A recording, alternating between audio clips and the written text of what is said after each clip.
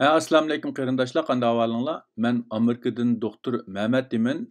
Men bugun mushu o'g'il bovaqlarda, ya'ni yangi tug'ilgan o'g'il bovaqlarda ko'p uchraydigan, ammo davolash unumi nihoyat yaxshi bo'lgan bir xil binormallik, ya'ni urug'dan xaltasiga tushmagan urug'dan to'g'risida qisqacha bir tushuncha berib o'tmoqchi.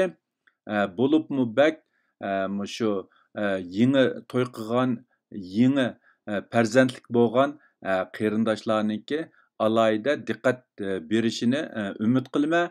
Chunki bu xil ahvol xili ko'p uchraydigan bo'lib, ko'pincha ota-onalarniki sal qarashi tufaylidan balkim davolashda eng unumlik bo'lgan fursatni qo'ldan berib qo'yishi mumkin.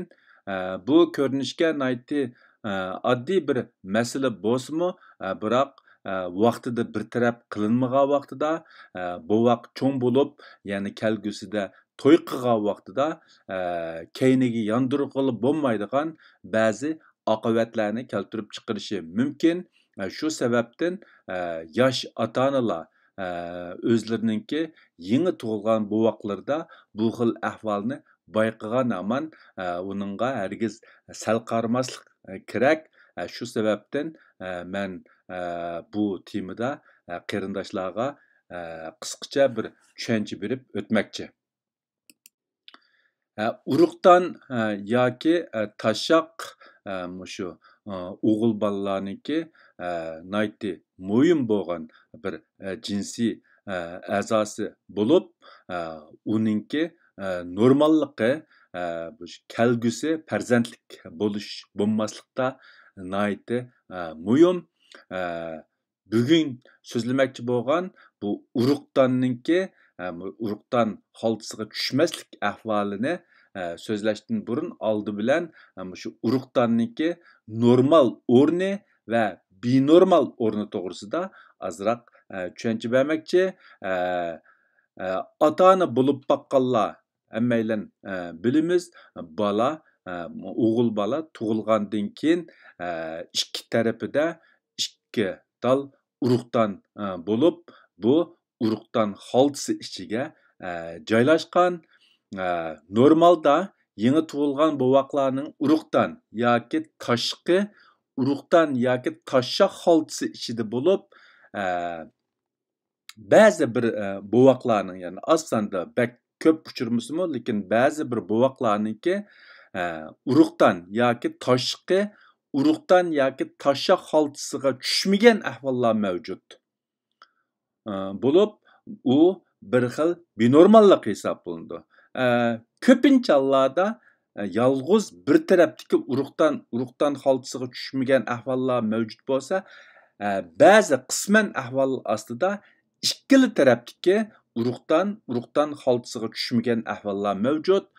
Buni amaliyotda bayqamoqmi nihoyatda oson.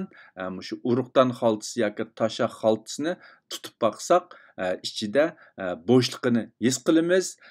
Ba'zida bolaniki tiqimida balkim shu pastga tushmagan urug'danni bayqay olishimiz mumkin, lekin ba'zida agarda bu urug'dan qo'saq ichida bo'lib qolsa, uni bayqamoq biroz tez, biroq urug'dan xaltasi normalda bir taraf yoki ikki taraf bo'sh bo'ladi.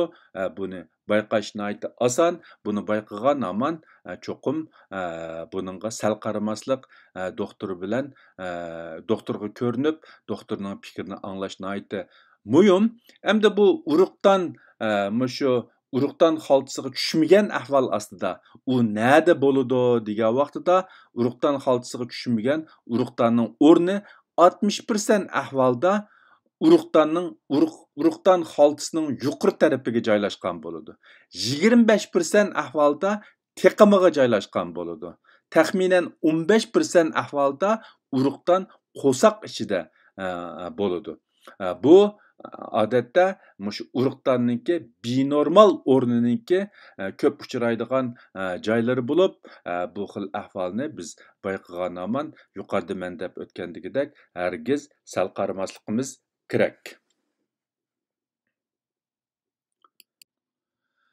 urug'dan xaltasiga tushmaganda qandoq yomon oqibat yuz berishi mumkin degan vaqtida birinchisi tashoq yoki urug'dan rak kelib chiqishi mumkin.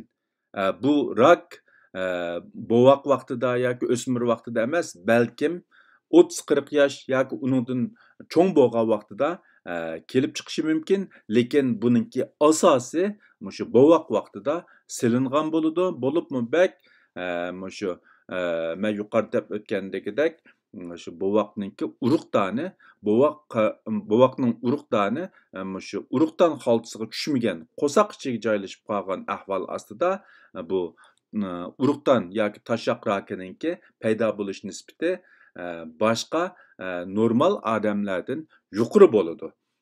Albatta unda deganlik boshqa odamlarda bo'lmaydi yoki bu rakninki birdan bir sababi mushu deganlik emas. Faqat bu yerda shu urug'dan xaltasiga tushmagan vaqtida u bo'voqninki kelgusida rak bo'lish ehtimoligi normal bo'voqlardan yuqori bo'ladi.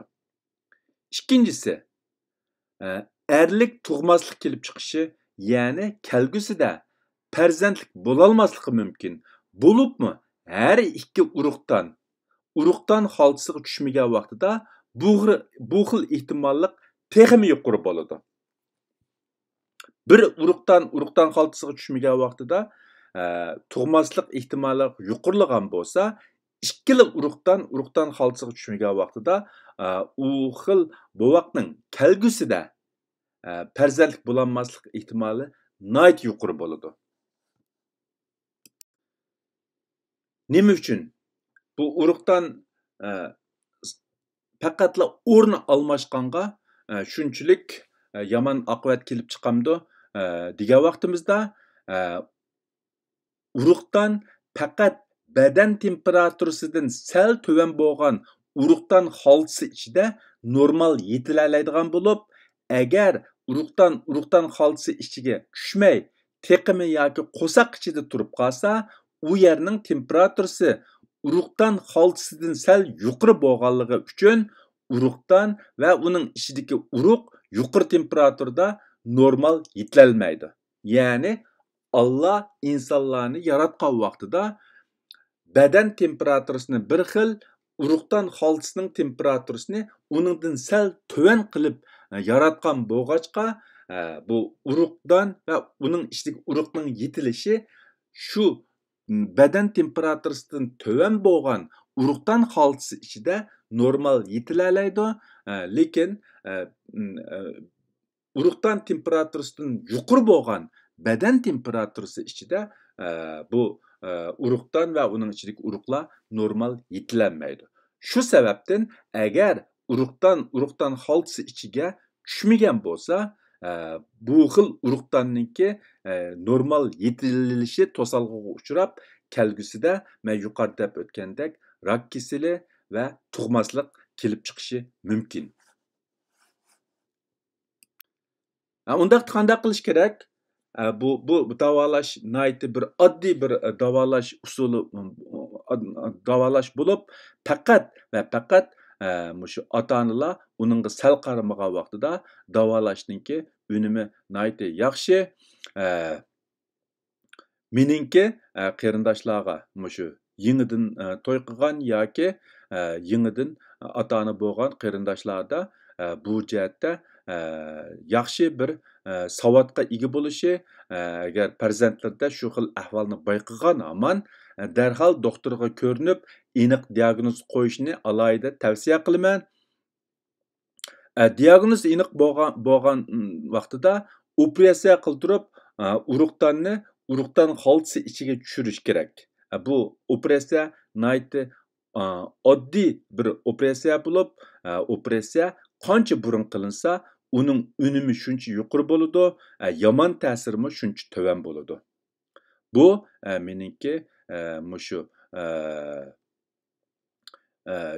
yangidan ota-ona bo'lgan ota-onalarga agar farzandlarda shu xil ahvol bo'lib qolsa, uningga sal qaramaslik to'g'risidagi alohida tavsiyarim. Hammanglarning diqqat berganinglarga ko'pdan ko'p rahmat. Alloh hammamizni salomat qilsin. Ko'rishguncha omon bo'linglar. Xayr xo'sh. Xudoga omonat.